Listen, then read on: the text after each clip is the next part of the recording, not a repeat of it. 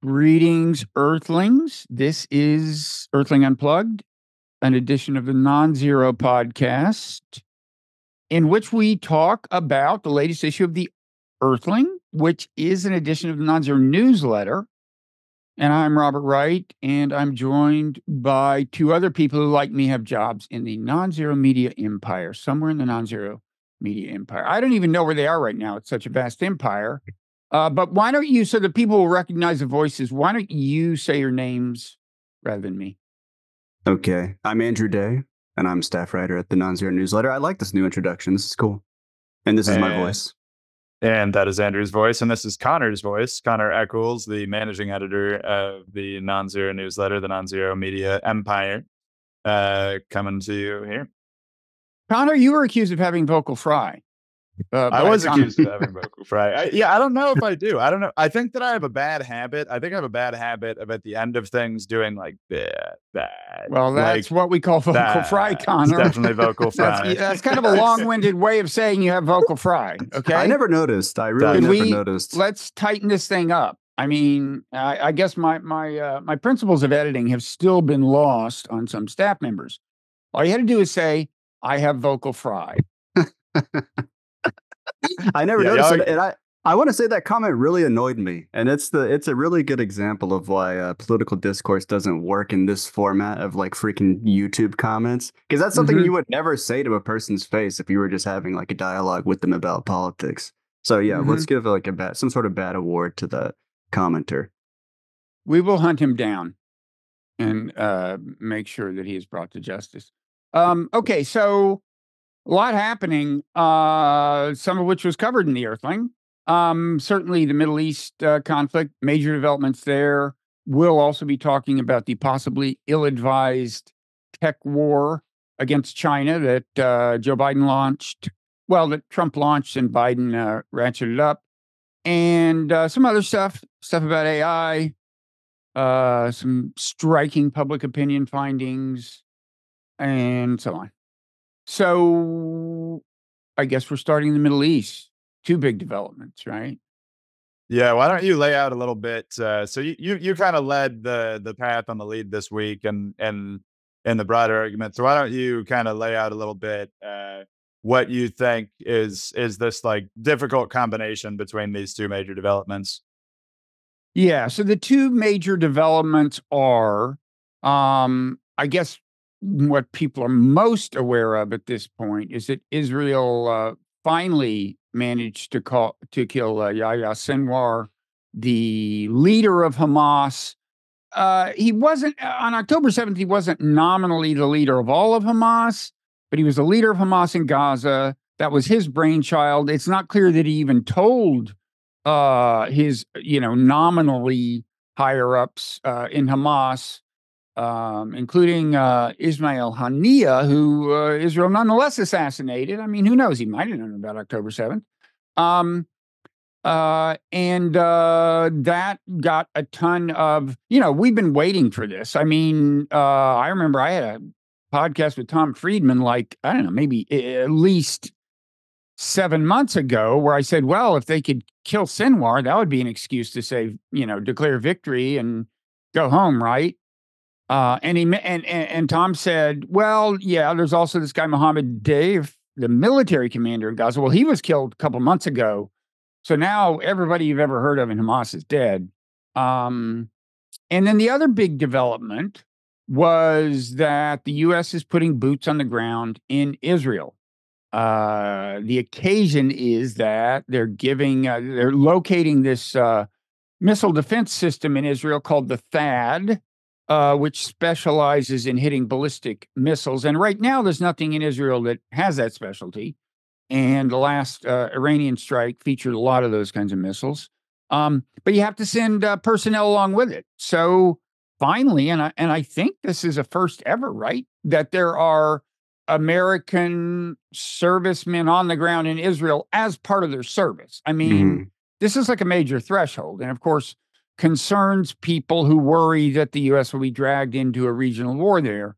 And some of whom think that this has been Bibi's dream since he was, 3 or 4 years old. So possibly older. So yeah, those two things happen. I mean, before we talk about how we dealt with them in the Earthling, I'm just curious as to what kinds of reactions you guys have to them. On the missile defense thing, I think I want to talk about that because the way you put it is like we're giving them this THAAD system, and so that means we have to put troops on the ground. And my concern is, I mean, obviously, I don't think Biden wants these troops to be harmed, but it does seem like putting these troops in harm's way is kind of the point. I mean, it's not incidental. It's not like an unfortunate byproduct of supplying the THAAD system, I don't think. It's kind of the whole point.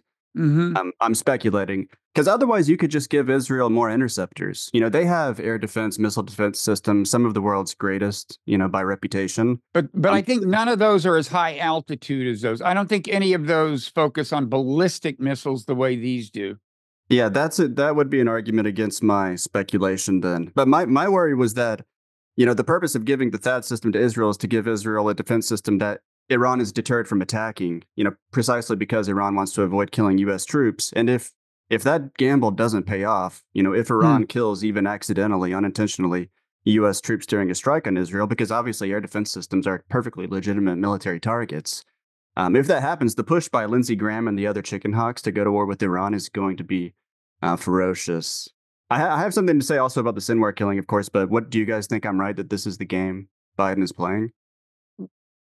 Well, I mean, that's kind of the game that you're always playing by putting people there, right? Is by saying it's upping the skin that you have in the game in order to increase deterrence. But yeah, it is really unusual that we're actually going to have U.S. forces physically on the ground, physically much easier targets, because otherwise we've just had people, you know, flying from other bases in the region to do kind of missile interceptions. We've had, we've had larger kind of naval systems to protect from some of these missiles that are coming in. But this is definitely a significant way of saying, like, oh, the U.S. is prepared to be more directly involved because we are more directly involved.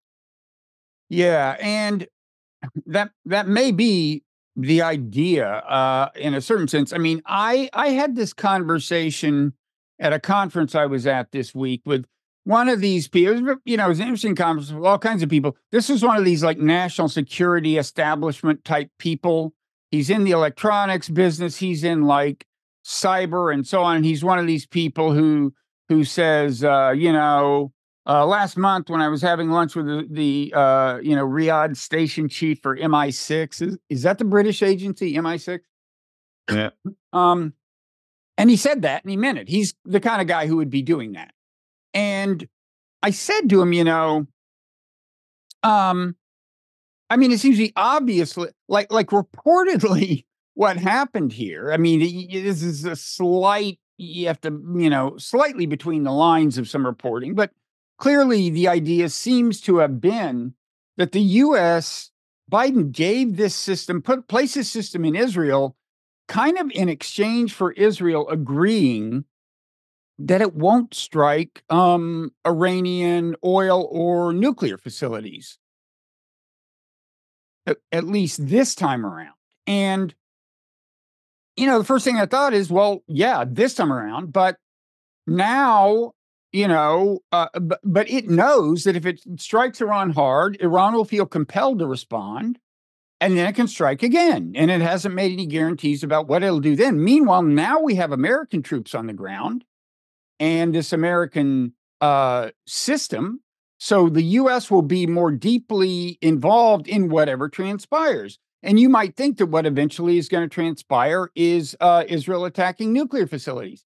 And I said to this guy, I said, so do you think really the Biden team is so stupid that they think that getting Israel to agree not to attack the nuclear facilities in the oil this one time is a big win? Do they not realize that because this missile system shields Israel from, counterattack, it only makes it more tempting for Israel to strike big next time, hit oil or nuclear? Is it possible that they're that stupid? He said, no. I think this must mean the U.S. wants to take out the nuclear facilities and plans to participate. But he says, because they're not that stupid. It's just so obvious. Yeah, I And mean, he- we're already so deeply involved. I mean, think about, we've been talking about Israeli airstrikes across the region, things like that. But I mean, the U.S. used some major stealth bombers to attack a bunch of Houthi sites in Yemen just yesterday, right? Uh-huh. So we are actively fighting in this war, and I think that clearly some parts of the administration, we saw McGurk and others reportedly saying that they were in favor of this Lebanon invasion because that would help to perhaps settle the Hezbollah issue for a longer term. And we're seeing these attacks in Yemen, and there is a possibility that we have to consider that the Biden administration is in more lockstep with Israel on these things than they publicly appear. Yeah, another concerning element to this, Bob, in addition to the one that you mentioned, the fact that we're in this tit for tat, and even if they don't strike the nuclear facilities this time, they might during the next round.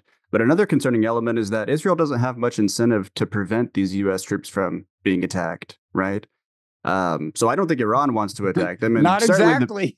Well, one might argue that Israel, if they, look, they would, I mean, it's not an accusation to say they want to drag us into this war. Ukraine wants to drag us into their war. If I was a little country, I'd want to drag America into my war. It's only natural. Of course, of course, Bibi would like to see American troops hit. I'm sorry. That's not too cynical. That's just assuming he's a rational actor. And he's been pushing for a U.S.-Iran war for a very long time. So certainly not too cynical. We think. But this might be a good opportunity, Bob, for you to explain a little bit your kind of moral hazard argument around this, because that that directly links into what we're talking about here. Yeah, well, I think maybe you're the one who reminded me that moral hazard is the term for this, but and it's also Trita Parsi wrote this piece for, is it Zedia? How do they pronounce? I think Zeteo. Okay. Does it mean something? I honestly don't know. I mean, it's got to mean something, right? It's the same as, it reminds me of like Semaphore, when Semaphore came and they had that big explanation for what it was, and I have no idea. No shade on Zeteo. But I do not know what it means. Some of the finest brands don't mean anything intrinsically. So Trita in this piece, makes basically the moral hazard point. I mean, it's most glaringly and recently illustrated by sending this missile defense system, by insulating Israel against the adverse consequences of its attacking Iran. It makes it more rational to attack Iran. And that's what moral hazard is. By insulating you from the from the adverse consequences of your actions, it encourages risky behavior. And Trita went down and just, listed how this has been going on all along since October 7th. We keep coming to Israel's aid, providing them weapons, providing them more in the way of missile defense and more missile defense. And it just encourages risky behavior. It encourages Netanyahu to expand the war, which he has done.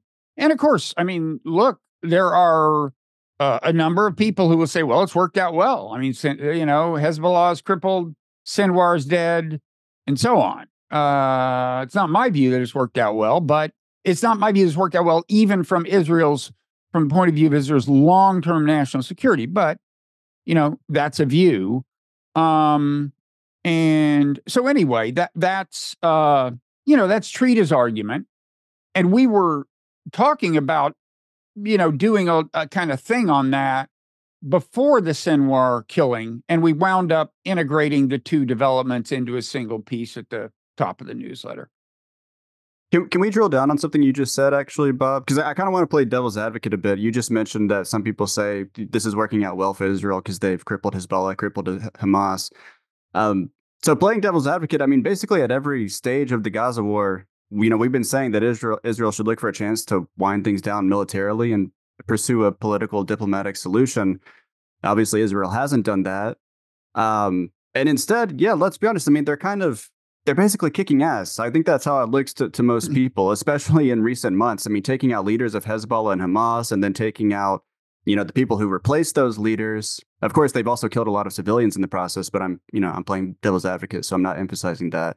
But the point is, or the question is, if Israel had wound down the war before now, wouldn't they be worse off today from a security point of view? And if so, why shouldn't they think what they're clearly thinking of, just like, hey, let's kick our adversaries while they're down instead of giving them a chance to stand back up? I think it depends on whether I think it depends on whether you're thinking long term or short term, and also there's uncertainty. Whether it's bad in the long term depends on how history plays out, as usual. But they have created a situation in Gaza where basically every kid between 5 and 15, in other words, the next generation of teenagers and young men, has a close relative and or a friend who's been killed or maimed by Israel. Their sister lost her legs, or, that kind of thing. And that is the wellspring of Hamas's support to begin with. Now Israel is saying, well, we're going to teach a lesson to the populace, which is that however much you hate us, militancy doesn't pay. We're going to make everybody, it is in fact a form of collective punishment. I mean, let's face it. I just think that's part of the calculation.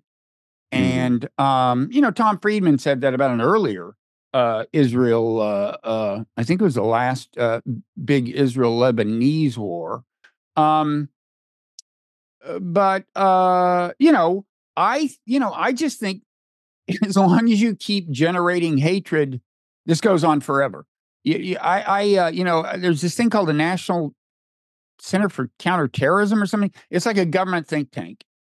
A long time ago, I was asked to come talk along with, the reporter named Eric Schmidt and Tommy Vietor, who's now kind of more famous because of the Pod Save the World podcast. We were on this, we were addressing the whole group, and I said, I was just stressing that what the U.S. is doing now is generating more people who hate the U.S. with these Middle East wars. And I said, thinking that you can defeat terrorism by continuing to kill the number 2 or even number 1 guy at Al-Qaeda is like thinking you can put an end to the personal computer business, which was the big business back then, by assassinating, Bill Gates or something. I mean, it's just, as long as there's demand, someone will become the next Hamas, even if it's not called Hamas, so long as there's enough rage that some enterprising guy can harness to become this high status guy, like Sinwar was until he died. That's my theory of the case. And I would just note that indeed, after I said that, we had a number of homegrown terrorism attacks in the U.S., and although it didn't get that much coverage in the media often, these guys repeatedly said, the reason I'm doing this is because you're bombing Muslims in Afghanistan or Iraq or somewhere. They said this is payback for the U.S. wars in the Middle East. And I personally think that had it not been for those attacks in kind of 2015, 2016, Trump wouldn't have gotten elected. It's easy to forget that vibe was so heavy then, and he exploited it. But anyway, so that's my theory of the case is that if Israel wants long-term security, they have to gradually tamp down the number of people who hate them. I think a lot of Israelis think that that's just, you're never going to change that. It's like a universal constant or something. And that's the difference of opinion. Yeah, I think it's worth kind of pausing a little bit too on exactly how Sinwar died, right? And exactly all these videos and all these photos we're getting of it. Israel didn't intend for the operation to happen this way necessarily. I mean, part of what's so remarkable is it's like you found bin Laden just walking down the street, right? From Israel's perspective, it's genuinely crazy how it happened. But the way they didn't even realize it was him until after he was dead. They didn't know it was him walking down the street, as I understand. Yeah, exactly. And but the way he died, just from the point of view of a person who is Palestinian, wants their country to be free of Israeli oppression, looked really cool, right? It looked like he was doing the thing he was supposed to do. He was fighting to the end. He wasn't surrounded by human shields. he was doing exactly what he wanted people to think he was doing. And it's just another way that they've created another major martyr. And it reminds me a lot, it's a different type of death, but when you think of the previous leader of Hamas, most famous martyr of Hamas, Sheikh Hassin, right, who died, I think, it was in the early 2000s during the Second Intifada. He had a similar thing where it was seen as a huge martyr because though he wasn't fighting at the time of his death, he was blind and wheelchair bound. So basically, any way that he was going to die was going to be seen as something to rally around. So, and we've even had, multiple Palestinian leaders, both from the PFLP and some other Palestinian groups, kind of talking about Sinwar as if he's a martyr. And these are people that don't like him in particular, right? So it's definitely, there's a significant chance that there's going to be some counterproductive responses to this. So you're talking about these, these images of Sinwar in his final moments, like covered in dust in this destroyed building, his right arm blown off, and he's like throwing a plank of wood at this Israeli drone. And it's from a first person, view of the drone. I'm kind of going back and forth about whether I agree with what you just said. A lot of people on Twitter and so forth are kind of presenting this as like an image of defiance that's probably going to inspire people. But I think it also kind of seems demoralizing to Israel's enemies. I mean, he looks a little pathetic sitting there. What did you think, Bob? Well, certainly kind of some Israel supporters online thought that the pathetic interpretation kind of naturally won out, I think. They were like, the first reference I saw to this image in the video was somebody saying, "Oh, he was supposedly so tough. All he's got is a stick," right? And if you haven't seen the video, check it out. You can barely make out the figure, that it's a human figure almost. It's so dark. It's this drone, goes into he's already been hit by something. He's already mortally wounded. He can barely move. He's in this chair, and as the drone gets a little closer, he's got a stick in one hand, and he just it's all he can do. It takes all the energy he can summon to kind of toss it lamely in the direction of the drone, but he does. He's not giving up until the end. And by the way, judging by a subsequent photo I saw, the way they do these things is they send a drone in, and if there's still somebody in there that it looks like you'd want to kill, they just bomb it, right? Because there was a lot more devastation in the photo of him dead than in this picture. Yeah. So, I mean, that helps explain why Israeli casualties are so low, I guess. But I also thought this is separate. I basically look, different people will read this differently. I certainly agree with Connor that if you're talking about the militants in Hamas who support him, they're going to be inspired by this, I think. It's kind of a Rorschach test, and the Israelis can laugh that all he's got is a stick. I mean, there's a third interpretation, by the way, which was also mine. It's kind of a metaphor for Israel's whole fight against the Palestinians.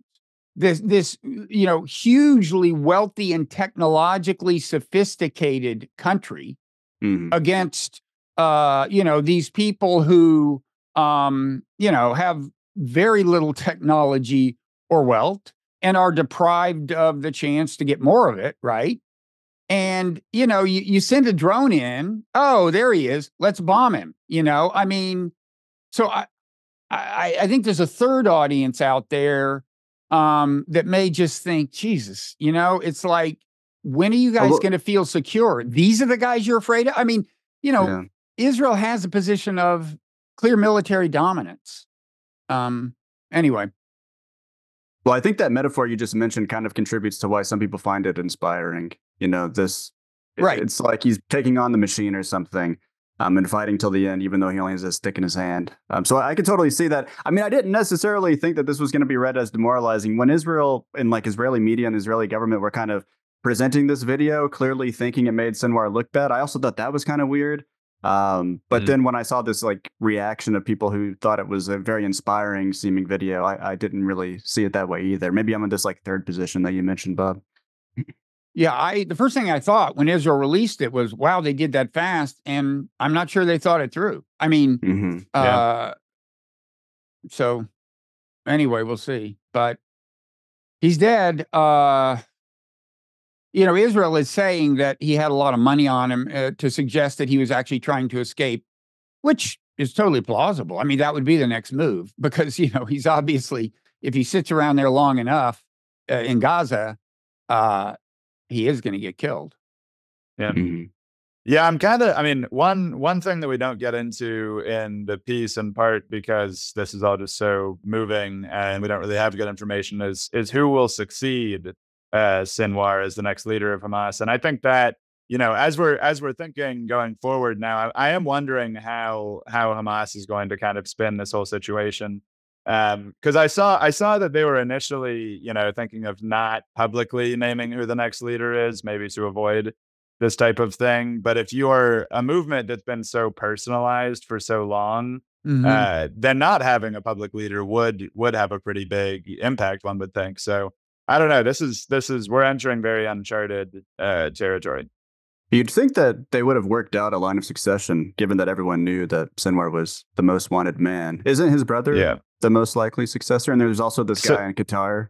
There's three that come to mind. So the guy who was the actual deputy is the one who is in Qatar. I believe it's Haya is his last name.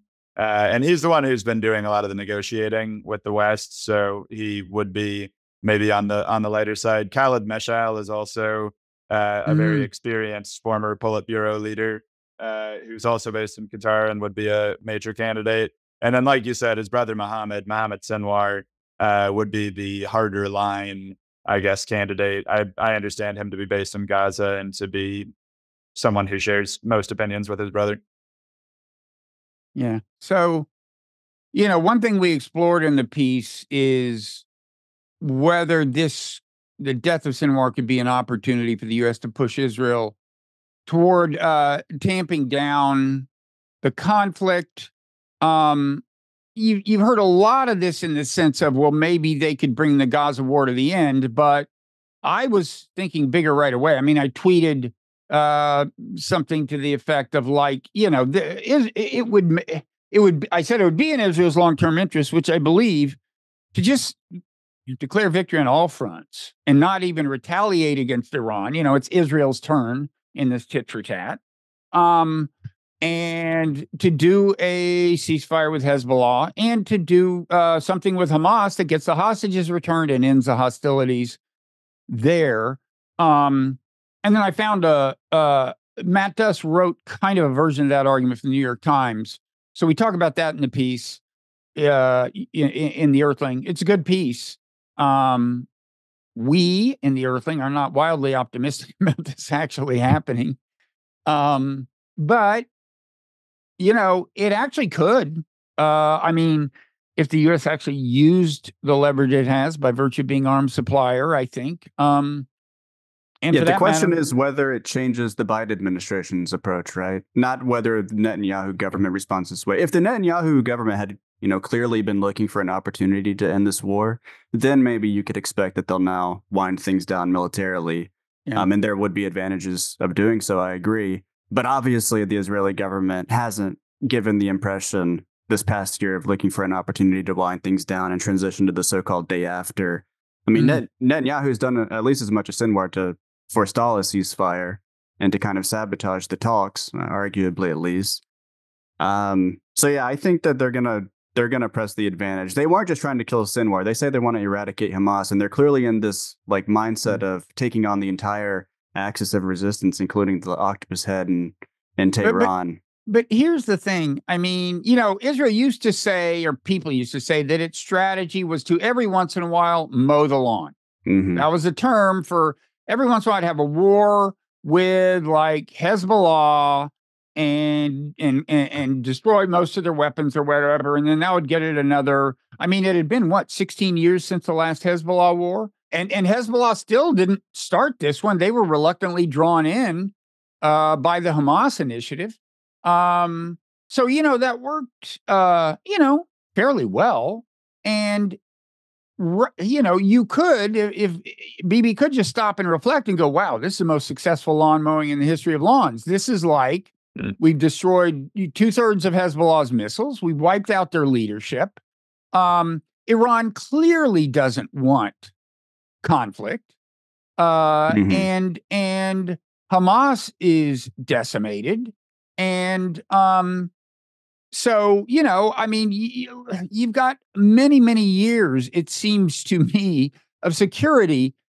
And like, if you don't think you have enough years of security right now that you could, if you wanted to, start working on longer term security, like actually solve the Palestinian issue and so on, then I think you just must think there's no hope of doing that anyway. And I think that's what Israel thinks. There is no hope of actually solving the problems.